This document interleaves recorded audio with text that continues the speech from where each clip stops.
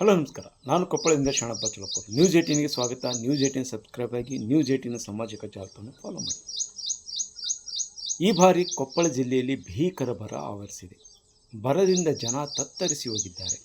ಆದರೆ ಈ ಮಧ್ಯೆ ಕೆಲವೊಂದಿಷ್ಟು ಎರಿ ಭೂಮಿಯಲ್ಲಿ ಒಂದಿಷ್ಟು ಬೆಳೆಗಳಲ್ಲಿ ಹಚ್ಚ ಹಸಿರು ಕಾಣುತ್ತಿರುವುದು ವಿಶೇಷ.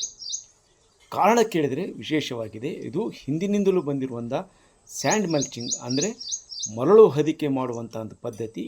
ಅದನ್ನು ಈಗ ರೈತರು ಹೊದಿಕೆ ಮಾಡಿರುವಂಥ ಕಾರಣಕ್ಕಾಗಿ ಇಲ್ಲೊಂದಿಷ್ಟು ಹೆಸರು, ಸೂರ್ಯಕಾಂತಿ, ಬೇರೆ ಬೇರೆ ಬೆಳೆಗಳನ್ನು ಬೆಳೆಯಲು ಸಾಧ್ಯವಾಗಿದೆ. ಪೂರ್ಣ ಪ್ರಮಾಣದಲ್ಲಿ ಬೆಳೆಬಾರದಿದ್ದರೂ ಒಂದಿಷ್ಟು ಮಾಡಿರೋ ಖರ್ಚಿಗಾದರೂ ಅಷ್ಟು ಅನುಕೂಲವಾಗುತ್ತೆ ಅನ್ನುವಂಥ ದೃಷ್ಟಿ ಇದೆ. ಏನಿದು ಸ್ಯಾಂಡ್ ಮಲ್ಚಿಂಗ್ ಅಂತ ಕೇಳಿದರೆ, ಏನು ಈ ಹಿಂದೆ ಭೂಮಿಗೆ ಏನು ಕಪ್ಪು ಭೂಮಿ ಇದೆ, ಎರೆ ಭೂಮಿಗೆ ಮೇಲೆ ಹೊದಿಕೆ ಏನು 2ರಿಂದ 3 ಸೆಂಟಿಮೀಟ್ರ್ 4-6 ಸೆಂಟಿಮೀಟ್ರ್ವರೆಗೂ ಉಸುಗನ್ನು ಹೊದಿಕೆ ಮಾಡಬೇಕು. ಆ ಹೊದಿಕೆ ಮಾಡುವಂಥ ಕಾರಣಕ್ಕಾಗಿ ಇದು ತೇವಾಂಶವನ್ನು ತೇವಾಂಶವನ್ನು ಹಾವಿಯಾಗುವುದನ್ನು ತಡೆಹಿಸುತ್ತಿದೆ. ಹಾವಿಯಾಗಿ ಹೋಗ್ತಾ ಇರುವಂಥ ತೇವಾಂಶ ಇದನ್ನು ಬೇಗ ಭೂಮಿ ಒಣಗ್ತಾ ಇತ್ತು. ಆದರೆ ಇಲ್ಲಿ ಸ್ಯಾಂಡ್ ಮಲ್ಚಿಂಗ್ ಇರುವಂಥ ಕಾರಣಕ್ಕಾಗಿ ಇಲ್ಲಿ ತೇವಾಂಶ ಕಡಿಮೆ ಇನ್ನೂ ದೀರ್ಘ ಅವಧಿವರೆಗೂ ಆವಿಯಾಗೋದನ್ನು ತಡೆಯೋದ್ರಿಂದ ಒಂದಿಷ್ಟು ಬೆಳೆ ಬರುತ್ತೆ ಅನ್ನೋದಿದೆ. ಇನ್ನೂ ದೀರ್ಘ ಮಳೆಯಾದರೂ ಅಂದರೆ ಹೆಚ್ಚು ಮಳೆಯಾದರೂ ಸಹ ಈ ಸ್ಯಾಂಡ್ ಮಲ್ಚಿಂಗ್ ಸಹ ಅದಕ್ಕೆ ಭೂಮಿಗೆ ಸಹಕಾರಿಯಾಗಿರುವಂಥ ಕಾರಣಕ್ಕಾಗಿ ಇದು ಸಾಕಷ್ಟು ಹಳೆಯ ಪದ್ಧತಿಯಾಗಿರುವಂಥ ಇದನ್ನು ಈಗ ಅಳವಡಿಸಿಕೊಳ್ತಾ ಇದ್ದಾರೆ. ಈ ಸ್ಯಾಂಡ್ ಮಲ್ಚಿಂಗ್ ಅಂದರೆ ಉಸುಕನ್ನು ನಾವು ಹೊದಿಕೆಯಾಗಿ ಮಾಡೋದು. ಇದು ಭಾಳ ದಿವಸಗಳಿಂದ ಮರೆಯಾಗಿತ್ತು, ಬರ್ತಾ ಇದೆ. ಹಾಗಂತೇಳಿ ಇದು ಹೊಸ ವಿಧಾನ ಏನಲ್ಲ. ಇದಕ್ಕೆ 1000 ವರ್ಷಗಳಕ್ಕಿಂತ ಹೆಚ್ಚಿನ ಇತಿಹಾಸ ಇದೆ. ನಾವು ಬೇರೆ ಬೇರೆ ಜಗತ್ತಿನ ಕೃಷಿಯನ್ನು ನೋಡಿದಾಗ ಚೈನಾದಲ್ಲಿ ಮತ್ತು ದಕ್ಷಿಣ ಅಮೇರಿಕಾದಲ್ಲಿ ಈ ಸ್ಯಾಂಡ್ ಮಲ್ಚಿಂಗ್ ವಿಧಾನವನ್ನು ಬಳಸಿ ಕಡಿಮೆ ಮಳೆಯಲ್ಲಿ ಕಡಿಮೆ ಮಳೆಯಲ್ಲಿಯೂ ನಾವು ಬೆಳೆ ತಗೋಬೋದು ಅಂತ ತೋರಿಸಿದ್ರು. ಆಮೇಲೆ ನಮ್ಮ ಹಳೆಯ ಒಂದಷ್ಟು ಗ್ರಂಥಗಳಿವೆ, ಈ ರಟ್ಟಮತ ಶಾಸ್ತ್ರ, ಅದರಲ್ಲೆಲ್ಲ ಗಾದೆ ಮಾತುಗಳ ರೂಪದಲ್ಲಿ ಇದೆ. ಎರೆಗೆ ಮರಳು ಬಿತ್ತಿದರೆ ಬಂಗಾರ, ಈ ಥರದ್ದೊಂದು ಬರ್ತದೆ. ಅಂದರೆ ಅದರ್ಥ ಮರಳು ಅಂದರೆ ಉಸುಕು. ಈ ಉಸುಕನ್ನು ಕೃಷಿ ಭೂಮಿಗೆ ನಾವು ಹರಡೋದು, ವ್ಯಾಪಕವಾಗಿ ಹಾಕೋದು. ಒಂಥರ ನಾವು ಮಲ ಮಸ್ತೀವಲ್ಲ ಆ ಥರ ಹಚ್ಚಿದರೆ ಇದರಲ್ಲಿ ಭಾಳ ಸರಳವಾದ ವೈಜ್ಞಾನಿಕ ಸತ್ಯ ಇದು. ಕಡಿಮೆ ಮಳೆ ಇದ್ದೊತ್ತಿನಲ್ಲಿಗೆ ನಾವು ನೀರನ್ನು ಮಣ್ಣು ಹಿಡ್ಕೊಳುತ್ತೆ. ಮಳೆ ಕಡಿಮೆ ಆದಮೇಲೆ ಆ ಬಿಸಿಲಿಗೆ ಅಥವಾ ತೇವಾಂಶ ಡ್ರೈ ಆದ ಕೂಡಲೇ ಮೇಲೆ ಹೋಗ್ಬಿಡುತ್ತೆ ನೀರು. ಈ ಉಸುಕಿದೆಯಲ್ಲ, ಆ ತೇವಾಂಶವನ್ನು ಬೇಗ ಹೀರ್ಕೊಳ್ಳುತ್ತೆ. ಮಳೆನ ಹೀರ್ಕೊಂಡು ಮಣ್ಣಲ್ಲಿ ಇಟ್ಕೊಳ್ಳೋಕ್ಕೆ ಸಹಾಯ ಮಾಡ್ತದೆ. ಇನ್ನೊಂದು, ಹೊರಗೆ ಬಿಸಿಲು ಜಾಸ್ತಿ ಆದಾಗ ಆವಿ ಆಗ್ತಿರ್ತಾರೆ ನೀರು, ಅದನ್ನು ಇದು ತಡೀತದೆ. ಇದು ಒಂದು ಮಧ್ಯದ ಒಂದು ಪದರಾಗಿ ಇದು ಆ್ಯಕ್ಟ್ ಆಗ್ತದೆ. ಇದರಿಂದ ಇನ್ನೊಂದಷ್ಟು ಲಾಭಗಳಂತಂದರೆ, ಈ ಸಣ್ಣ ಮಳೆ ಬಂದ್ರೂ ಏನಾಗುತ್ತೆ, ನಮ್ಮ ಹೊಲದಲ್ಲಿ ಕಳೆನೇ ಒಂದು ದೊಡ್ಡ ಪ್ರಾಬ್ಲಮ್ಮು. ಕಳೆ ಸಿಕ್ಕಾಪಟ್ಟೆ ಬರುತ್ತೆ.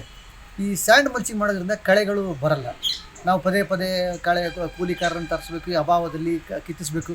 ಸ್ಯಾಂಡ್ ಮಲ್ಚಿಂಗಿಂದ ಆ ಒಂದು ಸಮಸ್ಯೆ ಪರಿಹಾರ ಆಗುತ್ತೆ.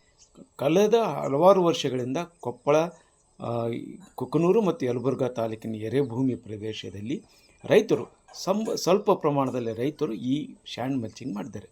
ಇಲ್ಲಿ ಪೂರ್ಣ ಪ್ರಮಾಣದಲ್ಲಿ ರೈತರು ಮಾಡಿಕೊಳ್ಬೇಕಂದ್ರೆ ಇಲ್ಲಿ ಅದು ಖರ್ಚುದಾಯಕವಾಗಿರುವಂಥದ್ದು ಮತ್ತು ಸಣ್ಣ ರೈತರಿಗೆ ಇದು ಹೊರೆಯಾಗ್ತಾ ಇರೋ ಕಾರಣಕ್ಕಾಗಿ ಇದನ್ನು ಕೇವಲ ದೊಡ್ಡ ರೈತರು ಒಂದಿಷ್ಟು ಭೂಮಿಯಲ್ಲಿ ಮಾಡಿಕೊಂಡು ಬೆಳೆಯನ್ನು ಬೆಳೀತಾಯಿದ್ದಾರೆ. ಈ ಬಾರಿ ಭೀಕರ ಬರೆ, ಎಲ್ಲ ಕಡೆಯೂ ಒಣ ಭೂಮಿ ಇದ್ದರೆ ಇಲ್ಲಿ ಒಂದಿಷ್ಟು ಭೂಮಿಯಲ್ಲಿ ಹಸಿರು ಬರ್ತದೆ. ಕಾರಣ ಇಲ್ಲಿ ಸ್ಯಾಂಡ್ ಮಲ್ಚಿಂಗ್ ಏನಿದೆ ಇದರಿಂದ ಸಾಕಷ್ಟು ಅನುಕೂಲವಾಗಿದೆ ಅಂತ ರೈತರು ಹೇಳ್ತಾರೆ. ಅದರ ಜೊತೆಗೇ ಇಲ್ಲಿ ಈ ಬಾರಿ ಮಳೆ ಎಲ್ಲ ಕಡೆ ಇದೆ ಮತ್ತು ಎಲ್ಲ ರೈತರಿಗೂ ಈ ಭೂಮಿಗೆ ಉಸುಗನ್ನು ಹಾಕಿಕೊಳ್ಳಲು ಸರ್ಕಾರ ಒಂದಿಷ್ಟು ಸಹಾಯಧನ ಮಾಡಬೇಕು. ಜೊತೆಗೆ ಈಗೇನು ಮರಳು ಗಣಿಗಾರಿಕೆಯನ್ನು ಮಾಡೋದು ಸಹ ಒಂದಿಷ್ಟು ತೊಂದರೆ ಇದೆ. ಅದನ್ನು ಸಹ ರೈತರ ವಿಷಯಕ್ಕೆ ಬಂದು ಒಂದಿಷ್ಟು ಅನುಕೂಲವಾಗುವ ರೀತಿಯಲ್ಲಿ ಕ್ರಮ ಕೈಗೊಳ್ಳಬೇಕು ಅನ್ನೋದು ಒಂದು ಕಡೆಯಾಗಿದೆ. ಅದರ ಜೊತೆಗೆ ಬ್ಯಾಂಕುಗಳಿಂದ ಸಾಲಕ್ಕಾಗಿ ಲೋನ್ ಕೊಡ್ತಾರೆ, ಅದನ್ನು ಮಾಡಿರುವಂಥ ಸಾಲಕ್ಕೂ ಸಹಾಯಧನವನ್ನು ಕೊಡಬೇಕು ಮತ್ತು ಆ ಸಾಲಕ್ಕೆ ಒಂದಿಷ್ಟು ಸಹಕಾರ ನೀಡಿದರೆ ಇನ್ನೂ ಹೆಚ್ಚು ಈ ಬರ ನಿರ್ವಹಣೆಯಲ್ಲಿ ಸಹಕಾರಿಯಾಗ್ತಿದೆ ಅನ್ನುವಂಥ ಮಾತಿದೆ. ಹೊಲಕ್ಕೆ ಏರೋದ್ರಿಂದ ರೈತರಿಗೆ ಎಲ್ಲ ರೈತರಿಗೆ ಅನುಕೂಲ ಐತಿ. ಆದ್ರೆ ಎಲ್ಲ ರೈತರಿಗೆ ಈ ಉಸಿಗೇರೋದಾಗಲ್ಲ, ದೊಡ್ಡ ಖರ್ಚು ಬರ್ತಾ.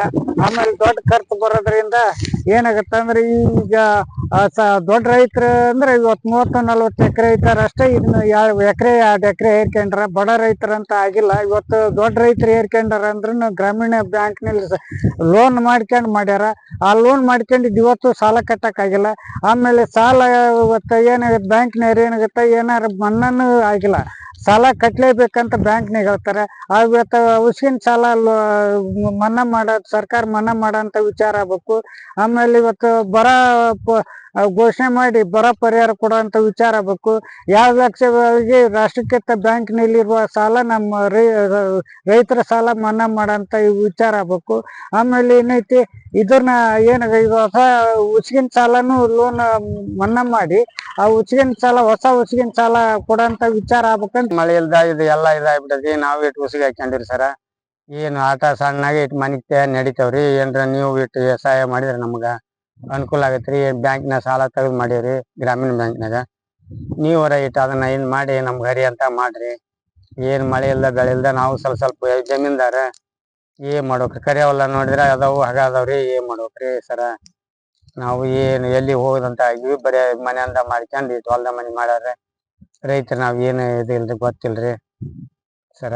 ಏನ್ ನೀವ ನೋಡ್ರಿ. ಉಳಿಸಿಂದ ಏನ ಈ ತಂಪು ಉಳಿತೈತ್ರಿ. ಅದ ತಂಪ ನಮ್ಮನ್ನ ಇಟ್ಟು ಮನಿತನ ಒಯ್ತೈತ್ರಿ.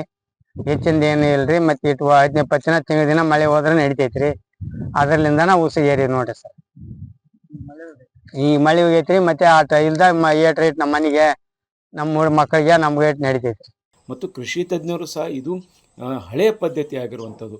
ಏನು ಎರೆಭೂಮಿಗೆ ಬಂಗಾರ ಬಿತ್ತಿರಿ, ಬಂಗಾರವನ್ನೇ ಬೆಳೀರಿ ಅನ್ನುವಂಥ ಏನು ಗಾದೆ ಮಾತಿದೆ. ಇದು ಈಗ ಅಕ್ಷರಶಃ ಈ ಬಾರಿಯ ಭೀಕರ ಬರದ ಮಧ್ಯೆ ಒಂದಿಷ್ಟು ಉದಾಹರಣೆಯಾಗಿ ತೆಗೆದುಕೊಳ್ಳುವಂಥ ಇದೆ. ಈ ನಿಟ್ಟಿನಲ್ಲಿ ಸರ್ಕಾರ ಈ ಕುರಿತು ಏನು ಸಣ್ಣ ರೈತರಿಗೂ ಎರೆಭೂಮಿಯಲ್ಲಿ ಸ್ಯಾಂಡ್ ಮಲ್ಚಿಂಗ್ ಮಾಡೋದಕ್ಕೆ ಸಹಾಯಧನ ಮಾಡೋದು ತೀರಾ ಅವಶ್ಯ ಅನ್ನುವಂಥ ಮಾತುಗಳು ಕೇಳಿ ಬರ್ತಿವೆ. ಶರಣಪ್ಪ ಚಲಪೂರ್, ನ್ಯೂಸ್ 18 ಕೊಪ್ಪಳ. ನಿರ್ಭೀತ, ನಿಷ್ಪಕ್ಷಪಾತ, ವಿಶ್ವಾಸಾರ್ಹ ಸುದ್ದಿಗಳಿಗೆ ಮತ್ತೊಂದು ಹೆಸರಾಗಿರೋ ನ್ಯೂಸ್ 18 ಕನ್ನಡ ಈಗ ಆಪ್ನಲ್ಲೂ ಲಭ್ಯ ಇದೆ.